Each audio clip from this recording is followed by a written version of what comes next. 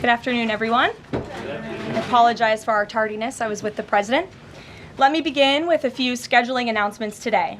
President Trump will travel to Scotland, where he will visit both Turnberry and Aberdeen from July 25th to July 29th. During the visit, President Trump will meet again with Prime Minister Starmer to refine the great trade deal that was brokered between the United States and the United Kingdom. And the President and the First Lady will travel to the United Kingdom for an official state visit from September 17th to September 19th later this fall. This will mark a truly unprecedented second state visit for President Trump, and he is honored and looking forward to meeting with His Majesty the King at Windsor Castle. There has been a wave of positive economic news over the past week, which I would like to highlight today. Joe Biden's inflation crisis has been defeated. Prices paid to American businesses for goods and services were flat in June, which is lower than all 50 forecasters in the Bloomberg survey predicted. And core inflation, which is the best measure of inflation, came in lower than expected again in the month of June. Since President Trump took office, core inflation has tracked at just 2.1% overall and has come in below or at economists' expectations every single month. Wages are growing at a strong pace and prices are falling for everyday Americans. We also saw prices for new and used vehicles and airfares drop last month. In addition, prices for gas, fuel oil, energy commodities, hotels, airfare, public transportation, and fresh vegetables are all down over last year. As we said all along, trust in President Trump. The American dream is back, and everyday families are already reaping the benefits of this incredible economic turnaround in just 6 months.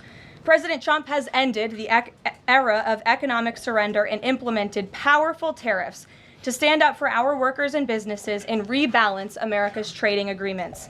Despite all of the doom casting from the so-called experts claiming that these tariffs would be the end of the world as we know it, the opposite has occurred. Tariffs are not inflationary, as President Trump has said all along. In reality, tariffs are a source of massive revenue. We're seeing trillions of dollars in private investment pour into our country right now because the companies around this world want to make their products right here with American labor and not have to pay any tariffs at all. Customs and tariff revenue has already totaled more than $113 billion since President Trump entered office, helping to lead a budget surplus in June for the first time in nearly a decade. We are truly entering a golden age as a result of these pro-growth and America First trade policies. On another matter, yesterday in the East Room, the president was proud to sign the Halt All Lethal Trafficking of Fentanyl Act into law, surrounded by angel families to help finally end the devastating fentanyl crisis that has ravaged millions of Americans. Under the Halt Fentanyl Act, anyone who possesses, imports, distributes, or manufactures any illicit fentanyl-related substances will be subject to criminal prosecution in the same manner as any other Schedule I controlled substance. This legislation will close the loopholes that criminals use to skirt around the law and make it easier for law enforcement to prosecute vicious traffickers who peddle poison in our communities. President Trump has always made tackling the drug crisis a top priority, and this important bipartisan legislation further follows through on that commitment. The complete and total success at our southern border that many in the media in this room continue to ignore is another example of the president keeping his word to families who have lost loved ones due to fentanyl, and it's another win for the American people. Customs and Border Protection just released the final operationalized stats for the month of June, and I must highlight some of these incredible numbers. There were only 6,072 Southwest apprehensions in June, 15% lower than the previous record that this president set in the month of March. To put that in perspective, the Biden administration routinely saw the same number of encounters in a single day, and on many days, that number was more than 10,000 apprehensions at the Southwest border. There were also 0 illegal aliens released along the Southwest border for the second consecutive month in a row. President Trump promised to end the illegal alien invasion, and he has delivered on that promise to the American people in record time. With the border sealed, deportations are ramping up. This past weekend, our brave ICE agents were arresting violent criminal illegal aliens all across the country. ICE Atlanta arrested an illegal alien from Mexico, convicted of attempted rape of a child in North Carolina. ICE Baltimore arrested an illegal alien from Guatemala who was previously convicted for sexual abuse of a minor in Maryland. ICE Houston arrested a criminal illegal alien from Mexico whose previous conviction includes aggravated sexual assault of a child in Texas. ICE Salt Lake City arrested a 32-year-old illegal criminal alien from Mexico who was previously convicted for child abuse and injury. ICE Baltimore arrested a criminal illegal alien from El Salvador convicted in Maryland for possession of child pornography. And ICE San Antonio arrested a criminal illegal alien from Mexico convicted of aggravated sexual assault in Texas. The men and women of ICE are heroes. They are putting their lives on the line every day to get the worst of the worst, these types of criminals, out of our communities and out of our country. And the president continues to strongly have the backs of all ICE agents who are doing their jobs to keep all of us, including everyone in this room, safe. The facility, one second. In other news, following President Trump's bold executive actions protecting American children from irreversible chemical and surgical mutilation, the largest provider of these barbaric practices will now be closing its doors. The facility in Los Angeles, California, is just the latest facility downsizing or eliminating their irreversible and harmful services that feed into the lie that you can somehow change a child's sex. The Biden administration peddled dangerous policies that defied medical science in favor of radical transgender ideology. But President Trump has put an end to that to ensure America's children's innocence is protected and our children can lead healthy and productive lives. Finally, last night, Senate Republicans passed President Trump's $9 billion rescissions package. This will help restore fiscal sanity in our country by rescinding billions in wasteful foreign aid and finally ending taxpayer funding for PBS and NPR, two media organizations that have ridiculously used federal dollars to push a partisan left-wing agenda for many years. The House should pass this rescissions package immediately and send it to the president's desk for signature. On another note, I know that many in the media have been speculating about bruising on the president's hand and also swelling in the president's legs. So in the effort of transparency, the president wanted me to share a note from his physician with all of you today. In recent weeks, President Trump noted mild swelling in his lower legs. In keeping with routine medical care and out of an abundance of caution, this concern was thoroughly evaluated by the White House medical unit. The president underwent a comprehensive examination, including diagnostic vascular studies. Bilateral lower extremity venous Doppler ultrasounds were performed and revealed chronic venous insufficiency, a benign and common condition, particularly in individuals over the age of 70. Importantly, there was no evidence of deep vein thrombosis or arterial disease. Laboratory testing included a complete blood count, comprehensive metabolic panel, coagulation profile, D-dimer, B-type natriuretic peptide, and cardiac biomarkers. All results were within normal limits. An echocardiogram was also performed and confirmed normal cardiac structure and function. No signs of heart failure, renal impairment, or systemic illness were identified. Additionally, recent photos of the president have shown minor bruising on the back of his hand. This is consistent with minor soft tissue irritation from frequent handshaking and the use of aspirin, which is taken as part of a standard cardiovascular prevention regimen. This is a well-known and benign side effect of aspirin therapy. And the president remains in excellent health, which I think all of you witness on a daily basis here. So the president wanted me to share that note with all of you. I'm happy to take further questions on it. We will provide the memorandum from the president's physician to all of you, as we always do. And we'll get to questions. Here in our new media seat, we have Frank Corva, who's the White House correspondent for Bitcoin Magazine, which comes at a timely week with crypto legislation moving across Capitol Hill. So why don't you kick us off, Frank, and thanks for being with us. Thank you so much. We appreciate it, Ms. Levitt. Sure.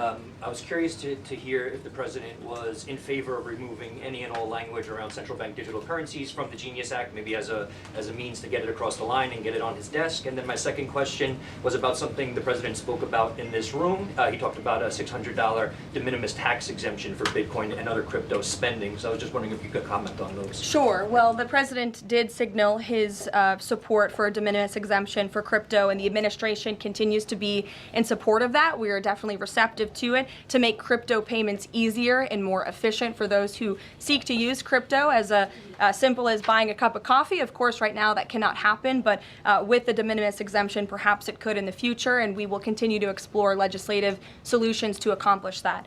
As for the central bank digital currency and the Genius Act, which you noted has passed through Congress and will be sent to the president's desk. I believe the House is voting on it. If they haven't, they should be passing it. We know we have the votes, and we expect it to get to the president's desk, and we are planning a signing ceremony tomorrow afternoon. All of you will get more details on that. This piece of legislation is going to make America the crypto capital of the world, and that's what the president promised. As for a central bank digital currency, the president opposes that. He made that promise to the American people on the campaign, and while it's not in this specific piece of legislation, he did sign a January executive order banning a central bank digital currency. The administration supports Congress's efforts to codify that executive order into law, and I believe there will be future pieces of legislation in regards to crypto that will be moving through Capitol Hill. The president looks forward to signing them, and he looks forward to the signing ceremony this afternoon. So thank you for being with us today. Sure. Jackie. Thank you, Caroline. There's been a lot of discussion about the Epstein files and the president's comments yesterday calling it a hoax. Can you clarify which part of the Epstein hoax is the hoax part? The president is referring to the fact that Democrats have now seized on this as if they ever wanted transparency when it comes to Jeffrey Epstein, which is an asinine suggestion for any Democrat to make. The Democrats had control of this building, the White House, for 4 years, and they didn't do a dang thing when it came to transparency in regards to Jeffrey Epstein and his heinous crimes. It was this president who directed the Department of Justice and the Attorney General to do an exhaustive review of all files related to Jeffrey Epstein, which they did. The Attorney General and the FBI, led by Pam Bondi, Dan Bongino, Kash Patel, these are great patriots, some of the most trusted voices in the Republican Party movement. It's part of the reason the president appointed them to these high law enforcement positions, and they spent many months going through all of the files related to Jeffrey Epstein, and they concluded what they found in that memo, which they drafted and they released. And so the president has been transparent. He has followed through on his promises to the American people, but he doesn't like to see Democrats and the mainstream media covering this like it's the biggest story that the American people care about. The president has been working so hard this week. On Tuesday, he went to Pennsylvania, where he secured $90 billion in investments for the Commonwealth, for the people of that state. After that, he came back to the Oval Office at 8 p.m. He went in there to whip votes to get the Genius Act signed into law. And because of his efforts, that bill is now going to be signed and passed. The following day, yesterday, he meets with a foreign leader, the King of Bahrain, to secure more investments into this country. And then yesterday afternoon, the president is in the East Room of the White House mourning with parents who have lost their children because of fentanyl, signing a bipartisan piece of legislation. And not a single cable network in this country took that event live and covered that event like they should. Those are the issues the president cares about. What could be more important to the American people than helping families who have lost their children? Those are the issues this president is going to remain focused on. I understand he wants to move on from this story, but you do have some prominent figures, including the Senate Majority Leader, the House Speaker, voicing support for the files to come out. Representative Massey collecting signatures that would force a discharge petition for a vote on the floor for this.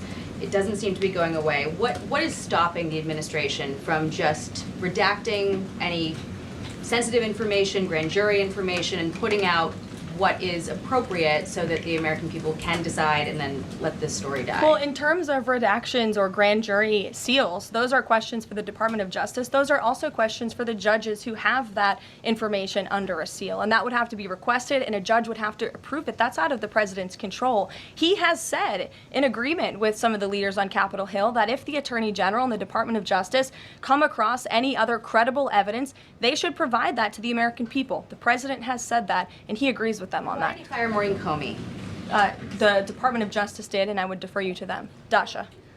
Has the White House been directly in touch with some of the MAGA influencers that are still not satisfied with the administration's handling? And has the message to them been similar to what the president has said, which is sort of either let this go or we don't need your support? Well, look, the president and this team are always in contact with the president's supporters, with voices of many kinds on both sides of the aisle. I think that's part of the reason this president is a great president, because he's willing to listen and hear other people's perspectives. But ultimately, he has led this country, not just over the past 6 months to historic success, but also through his first 4 years as president. And as the leader and the creator of the MAGA movement, he has led through these perilous times for our country based on instinct and in the best interest of the country. And as I always say, the American people should trust in President Trump. And one on John, the Fed chair. go ahead, John. Thanks a lot, Caroline. The president on Monday announced that if there's not compliance with Russia within 50 days, there would be increased tariffs. Can you explain how that works, first of all? What happens if Russia doesn't end its war with Ukraine in 50 days? Well, in 50 days, as the president clearly laid out, if there is not a ceasefire agreement or a peace deal within that time frame, if Russia refuses to legitimately agree to a ceasefire, then they will face very steep tariffs, and they will also face secondary sanctions. So countries that are purchasing oil from Russia will be sanctioned as well, and of course that will do deep damage to Russia's economy. And I would just add that the president wants this war to end with a diplomatic solution. He's been pushing for it.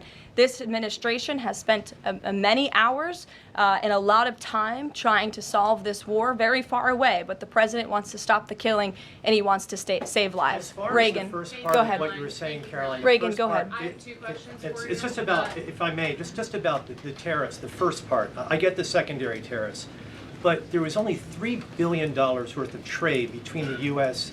and Russia in 2024. It's expected to be far less this particular year.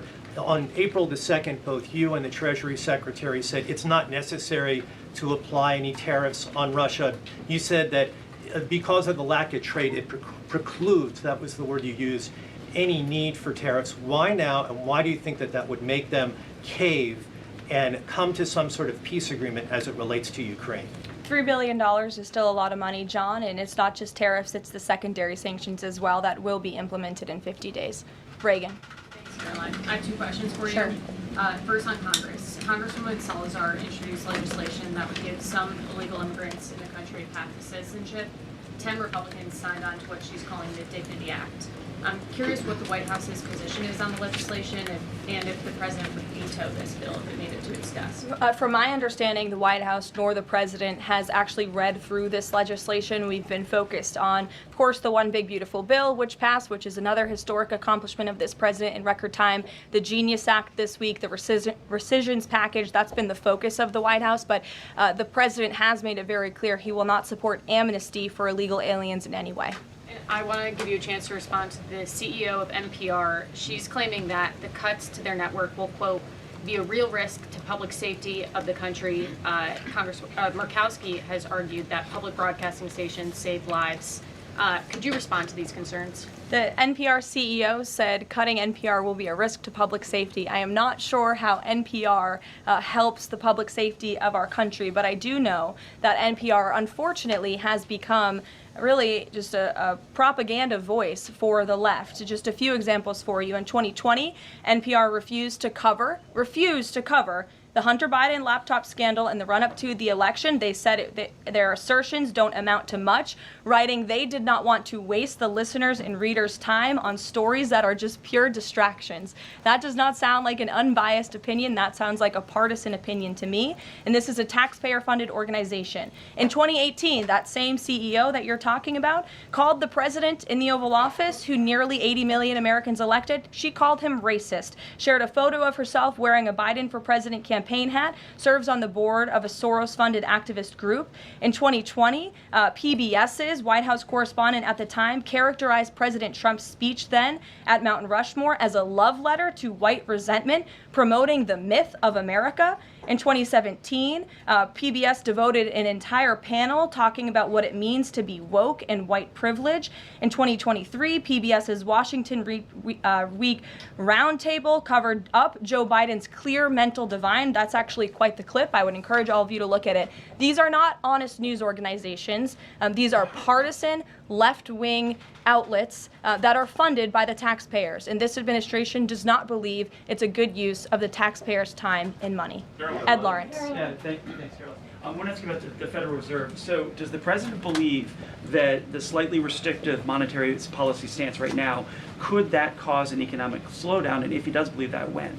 What pause are you referring to? No, could the stance of the monetary policy is slightly restrictive? Does the president believe that that stance, the slightly restrictive stance, could cause an economic slowdown in itself? I haven't heard the president discuss that specifically, but what I do know in regards to the Federal Reserve is the president's been very transparent about his displeasure with both the policies and the management of the Fed, and he spoke about that to all of you pretty extensively in the Oval Office yesterday. And last month, one more if I could. Last month, the Canadian Prime Minister said the president had agreed to a July 21st deadline to sort of work towards a trade agreement. That's 4 days from now. Could there be a trade agreement with Canada in 4 days? Well, look, we'll see. The trade team continues to be very active in our conversations and discussions with Canada. The president himself has said, unfortunately, our neighbors to the north have been pretty difficult to deal with when it comes to matters on trade. But in trade, generally speaking, as you know, 25 countries have received letters thus far from the president directly with his big, beautiful signature on them, from Japan to Korea, South Africa, Kazakhstan, Malaysia, just a few countries, and Canada also received a letter for 35%. With that said, if countries want to have legitimate further discussions, the Trump administration and the president's trade team are willing to have further talks, but these letters these countries have been receiving are the deals. And as the president has said, those deals will be made. They are tailor-made to each and every country based on the United States' concerns and what's in the best interest of the American worker and the American people. Caroline. Charlie, go ahead. Thank you, Caroline. No, I called on Charlie, but Deanna, you can go ahead too.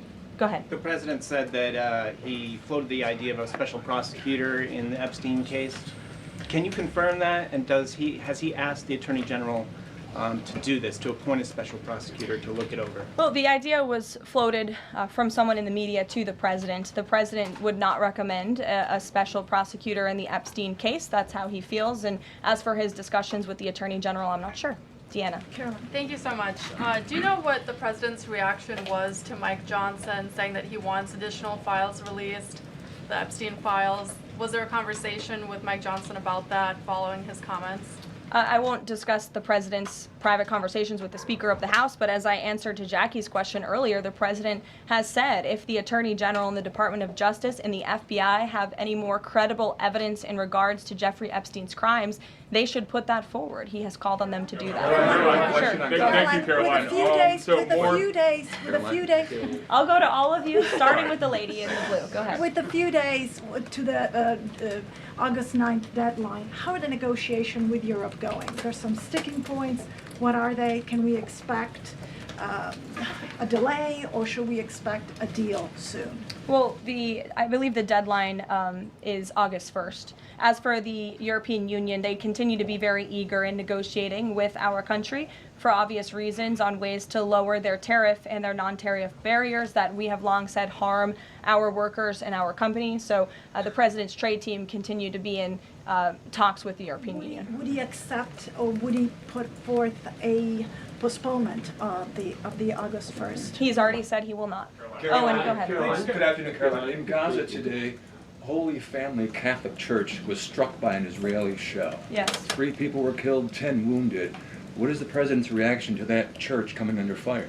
It was not a positive reaction. He called Prime Minister Netanyahu this morning to address the strikes on that church in Gaza, and I understand the Prime Minister agreed to put out a statement. It was a mistake by the Israelis to hit that Catholic church. That's what the Prime Minister relayed to the President, and you should look at the Prime Minister's statement that will be coming out. Steve, go ahead. Back to your letter that you read at the beginning. Sure. The President, you said mild swelling in his legs. Yes, sir. Is it causing him any discomfort?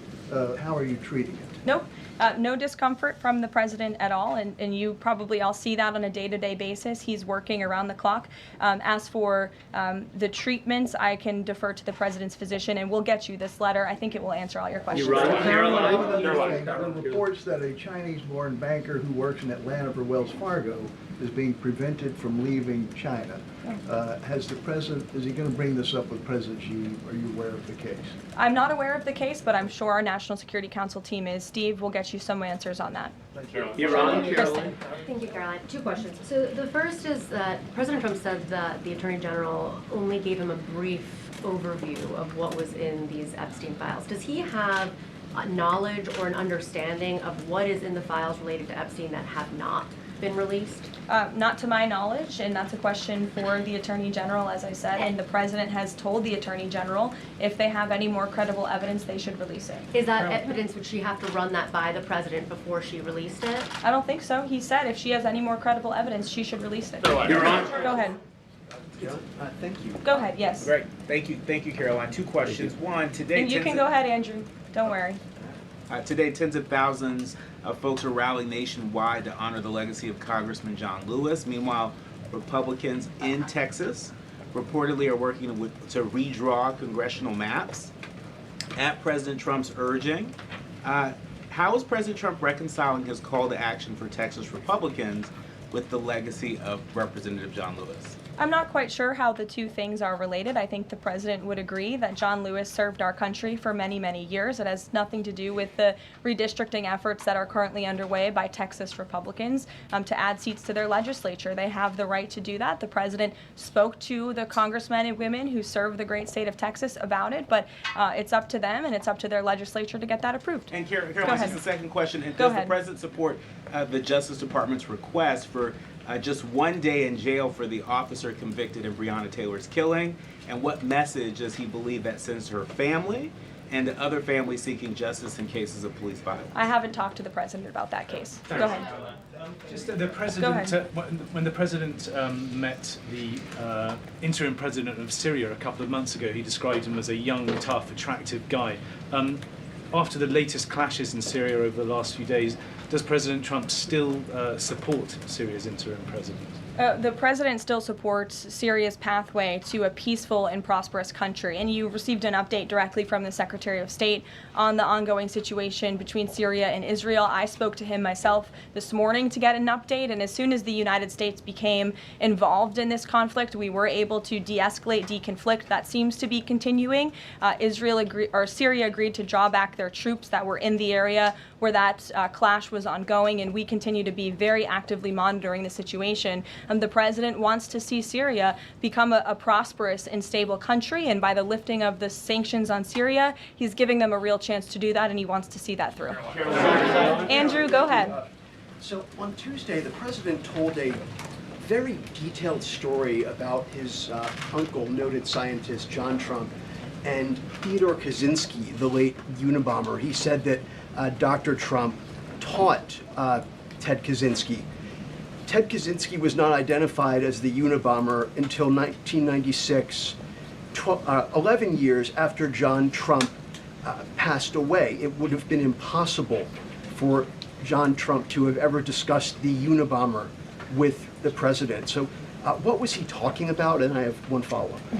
Andrew, with so many issues going on in the world, I'm a little bit surprised you would ask such a question, although I'm not sometimes coming from you, I will say, but I'm willing to give you an answer. Nevertheless, the president's uncle did, in fact, teach at MIT. He was a very intelligent professor. The president's very proud of his family. In fact, the president has a letter from his uncle on the MIT letterhead that sits in the Oval Office dining room. Maybe we'll let you see it sometime. And then Elizabeth. Caroline, one more on. Elizabeth, will the go president consider pardoning Ghislaine Maxwell Elizabeth, if go the ahead. Epstein case is a hoax? Okay, I'll start off with the president said last week he would not be getting involved in the New York City mayoral case. If that mayoral race, if that's still the case, given his history drawing a large crowd in New York City, what's his reason for staying out of it in that way? Well, look, I think the president reserves the right to get involved in races or not get involved in races, and he's made the decision not to weigh in on the New York mayoral race, as you rightly pointed out, although he has gone as far to say he absolutely does not want to see Zemdami elected, who is a known communist who supports the abolishment of private property, the defunding of police. He has made very well-known anti-Semitic statements. It would be a disaster for New York and for this country, and I think it's quite telling that this individual, a known communist, has been spending time in Washington this week meeting with leaders on Capitol Hill.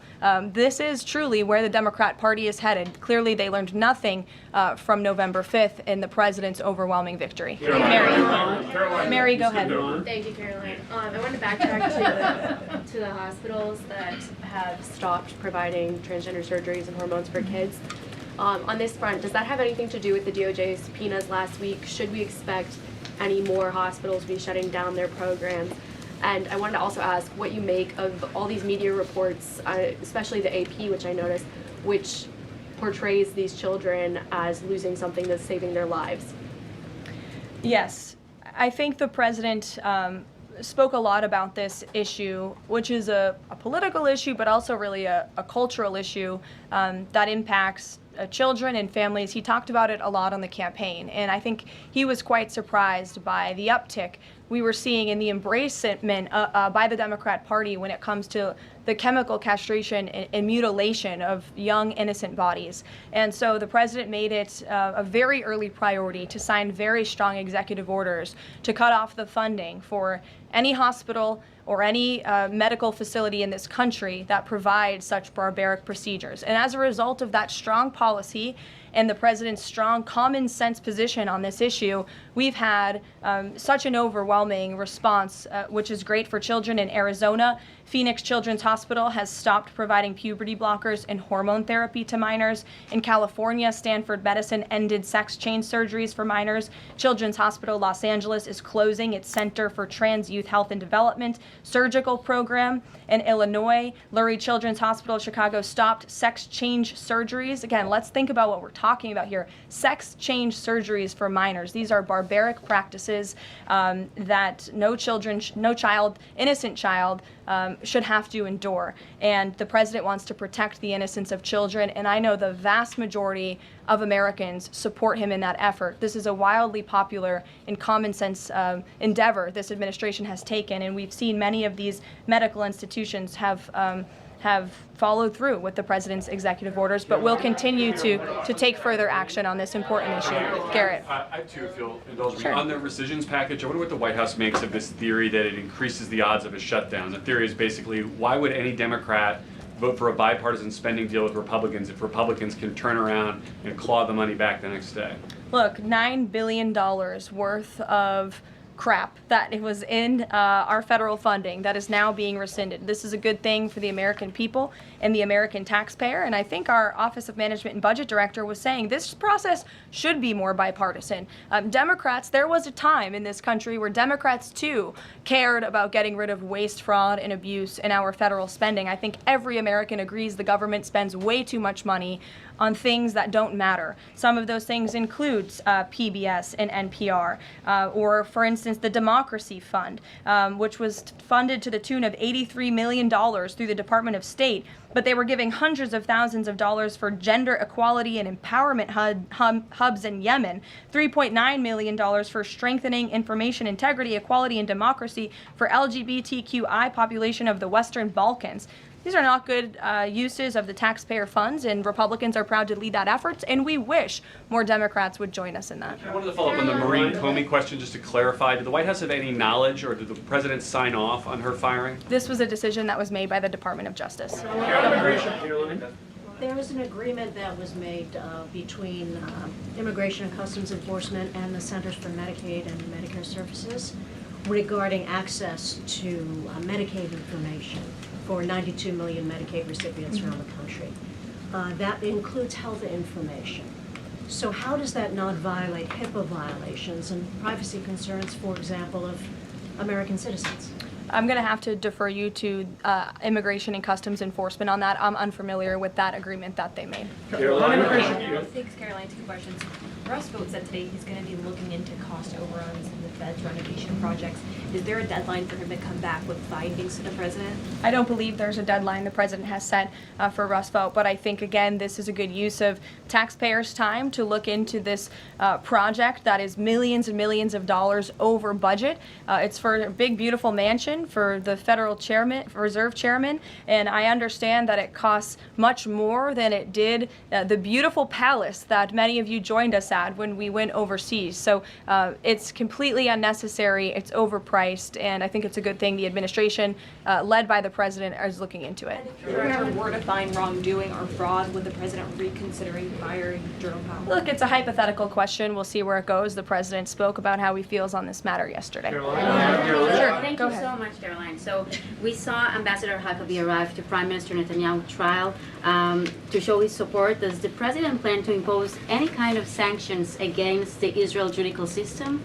I don't have any update for you on that or any announcement on that front. I don't believe so. Does the president believe that justice has been served in the Epstein case? Look, the president believes that he directed the Department of Justice to do an exhaustive and thorough review, and they did that. And they all agreed, the FBI director, the deputy FBI director, the attorney general, on the memo that they drafted and they released. Thank you, Caroline. Just a follow-up on Reagan's question. Representative Salazar's bill, it grants illegal aliens with legal status for 7-year increments. It also gives permanent path to residency for so-called dreamers. And, you know, President Trump and Labor Secretary Chavez, who previously co-sponsored a version of this bill when she was in the House, they've spoken about a work deal similar to the bill, I believe.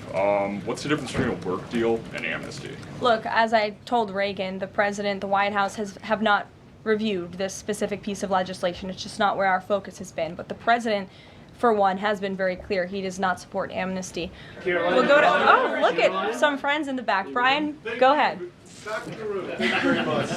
You didn't show up early enough to get some good real estate up here. I love it. Any update on the auto pen? I know that there was the DOJ and some others were looking into the thousands of documents that were signed off just before Joe Biden left office. Any update on the auto pen? Yes. I'm not laughing at you. I'm just laughing at how far away you are, and you're going to need to get some microphones back there. On the auto pen investigation, yes. The White House counsel's office has launched their own investigation into former President Biden's usage of the auto pen.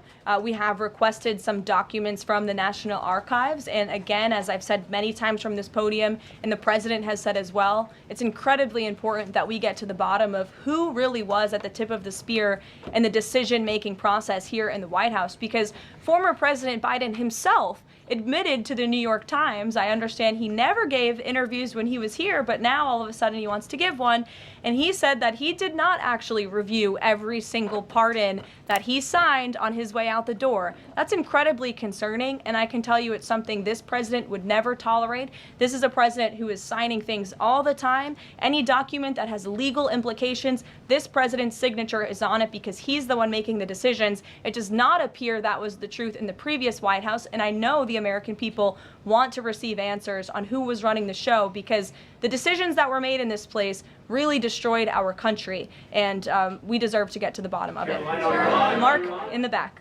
Thanks.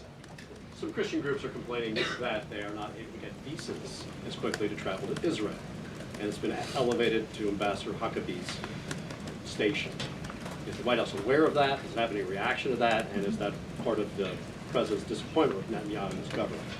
Look, I'm not aware of that, Mark, but I'm sure, again, our National Security Council is, and also the State Department, as you know, travel visas roll through Secretary Rubio's shop over there, whom we work very closely with. So we will check in on the matter. But I know overall, this president and the administration do want to streamline the visa process to make it easier for both Americans who want to travel abroad and people abroad who want to come to our country the legal way. Sure. Go ahead. I was going to the gentleman above you, but go ahead, Libby, and then you can go. Sorry. Okay, two questions for you. The first is, during the Hill Nation Summit, Secretary Noem suggested there could be some changes to TSA's liquid limits. Is the president aware of that? Is that an idea that he's backing? And what would that timeline and the changes look like? Sure. I would defer you to the Department of Homeland Security, but I did see Secretary Noem's comments, and I think it's great that on day one she asked TSA, what are we doing right? What are we doing wrong? How can we make air travel more efficient while maintaining utmost security for American passengers and travelers? And I know they announced no more shoes, or you don't need to take off your shoes anymore at the airport, which I think is welcome news to all of us who travel a lot. But further guidance or decisions, of course, that's in the Secretary of Homeland Security's overview, and I would defer to her. And the other question for you is on Bondi and Burgum's trip today to Alcatraz. I'm curious what the funding is going to look like for that, and who the president does want to see incarcerated there, if it were to become. Sure. Well, this was an idea of the president. He spoke about it in May, and he directed his administration to review a reopening plan for Alcatraz if it is possible, which is why the Attorney General and the Secretary of Interior have traveled there today. They are touring the site, and if the Alcatraz prison is reopened, it would be under the purview of the Bureau of Prisons. And the Secretary of Interior also would play a big role in this as well. So they're there to review the site today, and I'm sure you'll hear more from them on it later. And just to follow up, Libby, on who the president wants to see housed in Alcatraz, the worst of the worst criminals in this country, both American criminals who convict heinous crimes, but also illegal alien criminals before deportation as well. Sure. Go ahead. The State Department yesterday urged the Chinese Communist Party to cease its campaign to eradicate Falun Gong, a peaceful spiritual practice. With the anniversary of this brutal persecution approaching, does the White House have a message for the CCP on this? Well, I will get you one, and we will get back to you. Sure. Go ahead. We'll take. Go ahead, and then go ahead. Sure. I've never called on you. Why don't you go ahead? In the red tie. Hello. Dr. Harper behind. Thank you. Yes. Go ahead. Go ahead. Me, thanks. Yes. Thank you, Caroline. Yes, you. What's your name? My name is Matias. Thank you. What's your outlet? I'm from Record TV, Brazil. Great. Brazil's President Lula recently said that President Trump was elected to govern the United States and not to act as the emperor of the world. And he also emphasized that Brazil is open to negotiation. I'd like to hear what you have to say about it, what the administration has to say about it, and specifically what areas are currently open to negotiation in the light of the 50% tariffs that were announced. Sure. The president is certainly not trying to be the emperor of the world. He is a strong president for the United States of America, and he's also the leader of the free world. And we've seen a great shift across the entire globe because of the strong leadership of this president. In regards to Brazil, the president sent a letter to Brazil announcing their new tariff percentage. He also directed our USTR ambassador, Jameson Greer, to launch an investigation of Brazil under Section 301 of the Trade Act of 1974, designed to address unfair foreign practices that are affecting U.S. commerce.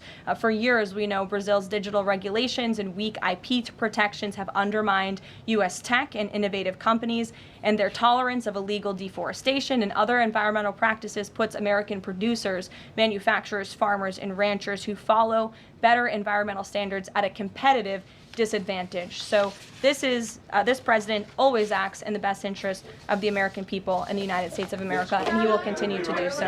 Thank you very much, everyone. We'll see you later. I appreciate the enthusiasm today. Thank you, Caroline.